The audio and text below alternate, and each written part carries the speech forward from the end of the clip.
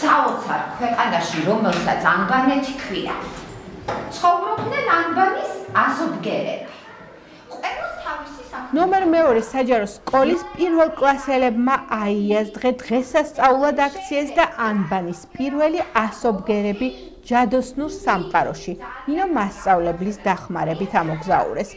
აქა-იქ გაბნეული და დამალული აიას ასობგერები ხალისით და ინტერესით აღმოაჩინეს. ახალი ბგერებით სიტყვები შექმნეს და ერთად სახალისოდ დამარცვლეს. ამ დღის კეთილი ჯადოქარი ორივე კლასთან ნინო მასწავლებელი იყო, რომელმაც პატარები ანბანის ფერად სამყაროში საინტერესოდ და ხალისით შეაცილა. ამ დღეს გარე აქტიობად შედგა. უფროს კლასელებმა ანბანეთის სამყაროში პირველ კლასელები საპატიოდ მიიღეს. პატარა გოგო ბიჭებმა ქვაზე და მაფინებზე ულამაზესი აიები მოხატეს და ცაში ფერადი ბუშტები გაუშვეს. საპასუხისმგებლო და გამორჩეული აიას დღის თანაზიარი სკოლის ხელმძღვანელთან ერთად მშობლებიც იყო. კიდევ ერთი მნიშვნელოვანი დღე შეემატა ჩვენი სკოლის ისტორიას.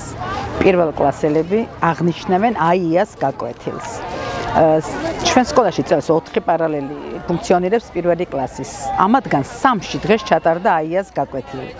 სამივე კლასში ერთი მეორეზე ულამაზესი გაკვეთილები ვიხილე. აღფრთოვანებული ვარ განსაკუთრებით მათ მიერ დაგეგმილი აქტივობებით, ბავშვების თავისუფალი აზროვნებით.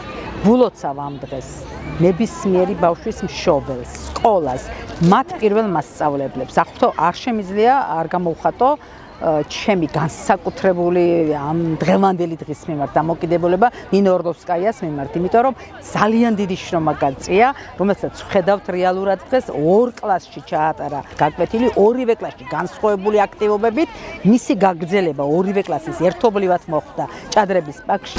წელს კიდევ ერთხელ შევადბიჯეთ აიას ჯადოსნურ სამყაროში.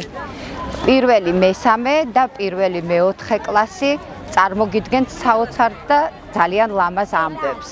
მე მიხარია რომ მათი მასწავლებელი ვარ, იმიტომ რომ ამ ბავშვების უკან იმალებიან ძალიან დიდი ადამიანები.